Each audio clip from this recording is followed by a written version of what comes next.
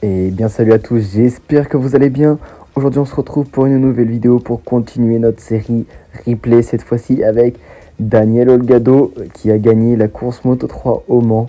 Donc il était parti en 3ème position exactement comme Tony Arbolino, toujours en 120% de difficulté, c'est-à-dire difficulté max, et 6 tours du coup, 25% de la course. Donc on va être parti avec Daniel Olgado pour essayer exactement de faire le même objectif qu'avec Marco Bezzecchi et Tony Arbolino, c'est-à-dire gagner la course en partant de la position de départ. C'est le principe de replay. Bien évidemment, on fera ça pour chaque Grand Prix, après le Grand Prix justement, avec chaque pilote de chaque catégorie. Et le prochain, ce sera au Mugello, et on sera sur MotoGP 23 pour le prochain épisode. Donc voilà, allez c'est parti, Izan Guevara en pole position, Carlos Tataï 2ème, et nous on est en 3ème position. On fait notre petit réglage TCS, on va le mettre à 2 pour l'instant. Je pense que je vais le descendre au plus bas après. Et on fait un excellent départ. Regardez-moi cet envol. On a fait un départ de folie. On est directement premier au départ. On a fait un envol plus que parfait. On ne pouvait pas rêver mieux, franchement. C'était le truc à fermer. Guevara et Tataï reprennent la première position et ça se touche beaucoup. J'ai eu de gros contacts avec Guevara et Tataï. Attention, sur Tataï à l'intérieur, un gros contact aussi ici. Et Guevara qui s'emparait de la première position. J'ai parlé un petit peu trop vite. Attention, Sasaki qui est passé sur Tataï aussi. Carlos Tataï, je l'ai un peu brodassé, je l'ai pas mal bousculé. Guevara aussi, je l'ai bousculé. C'était très chaud au départ. Il y a eu pas mal de contacts là. Et attention, sur Izan Guevara, peut-être à l'extérieur. À l'extérieur sur Izan Guevara, non, ça passe pas. Ça passe pas, on va rester derrière Izan Guevara. On va recroiser à l'intérieur sur Izan Guevara. Ça passe, c'est magnifique. Magnifique dépassement sur Izan Guevara. Et Carlos Tataï qui a perdu pas mal de positions. Je vois pas qui c'est le pilote. Si c'est Denis Onju. Denis Onju qui est passé en 4ème position devant Carlos Tataï. Pendant que nous, ça y est, on a pris notre envol, on est parti. Et ça s'annonce de bon augure. Regardez déjà l'avance qu'on a là au premier tour. On a 1 seconde d'avance sur Izan Guevara. Et là par contre on s'est loupé. Ils vont bien revenir les pilotes de derrière. Attention Guevara qui va peut-être être au contact. Même pas. Regardez comment on maîtrise la course. Il est à une demi-seconde. À 8 dixièmes. Oh là là. Ça bouge. Ils vont sûrement se gêner derrière. Donc ça peut être que bon pour nous. Faut pas oublier que c'est une course Moto3. Si on arrive à s'échapper, c'est nickel. Et avec les roues pleines, attention, limite du circuit, il faut faire attention. On s'est pris un petit avertissement là. Et on passe ce premier tour en première position avec quasiment 1 seconde d'avance sur Izan Guevara. Et là maintenant, le but ça va être de s'échapper, de créer un break, de faire un espace. On voit sur un minimap en bas que ça y est, il y a déjà plusieurs groupes. Il y a 3 gros groupes. Et dont un gros groupe derrière tout seul.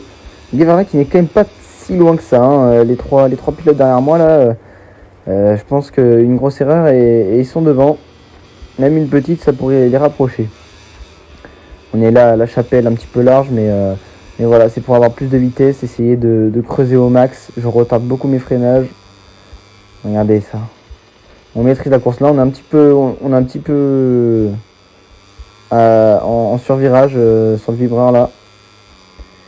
Et on a 1 seconde 3 d'avance sur Izan Guevara maintenant. On maîtrise la course. On n'a pas à s'inquiéter du carburant. Moto 3, tranquille, on va pouvoir rester en Power 2 parce qu'il n'y a pas ce bug. Vraiment, c'était qu'en Moto 2. Moto GP, Moto 3, ça y est pas. Mais Moto 2, je sais pas pourquoi. Il y a une différence de puissance qui est beaucoup trop grosse en fait, qui est vraiment pas réaliste. Et c'est vraiment dommage.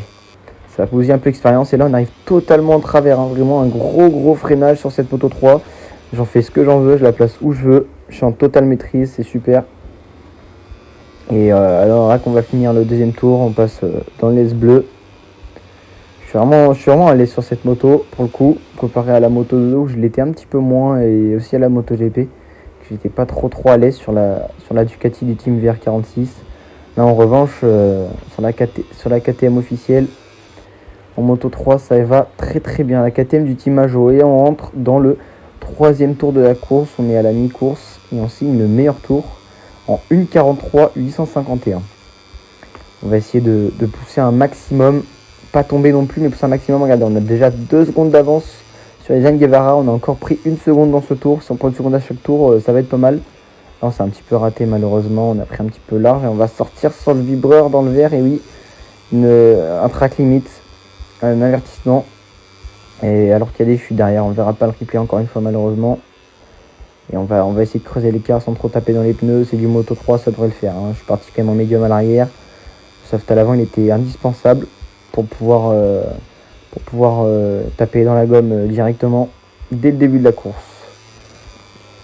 Allez, on est dans le 3e tour. Les positions derrière qui ne changent pas trop. Aussi Carlos Tataï qui a perdu beaucoup de positions depuis le départ. Il est maintenant 6e alors qu'il était parti 2e.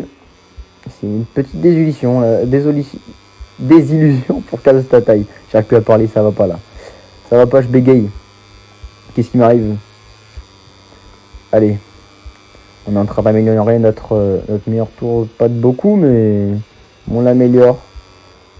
Bah, écoutez, il n'y a pas beaucoup d'action. Vraiment, on maîtrise la course là. Il va falloir se concentrer. Regardez, on a encore pris 1 seconde dans le tour à Izan Guevara. On a encore pris plus d'1 seconde et maintenant à 3 secondes 2. C'est énorme, c'est énorme. On a pris 1 seconde par tour et là on a beaucoup amélioré dans le dernier secteur aussi. Regardez, 6 dixièmes sur notre meilleur tour personnel et qui est aussi le meilleur tour de la course. Là vraiment on maîtrise dans cette course. Et on se retrouve directement au 5e tour. Oui, comme je vous ai dit, il n'y a pas beaucoup d'action donc ça sert pas à grand chose de tout voir. Là par contre on est sorti de la piste.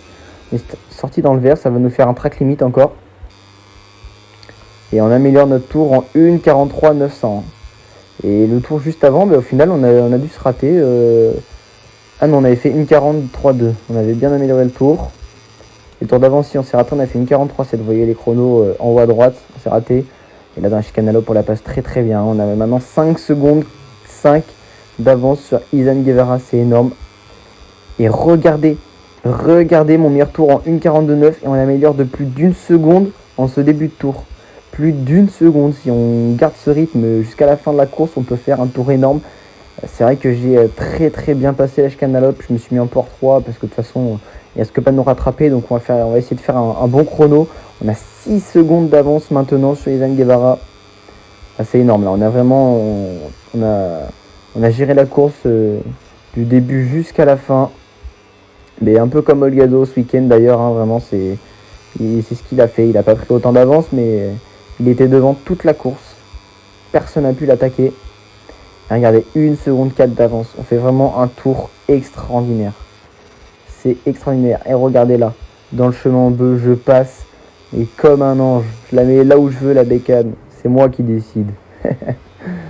Non, plus sérieusement, je fais un tour magnifique. J'ai toutes les trajectoires, toutes les bonnes lignes. On va bien améliorer le tour, je pense.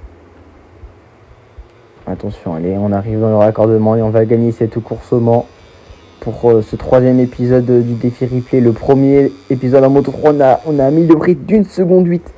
1 seconde 8 d'amélioration sur le meilleur tour. C'est fabuleux. 1,41,1. Waouh.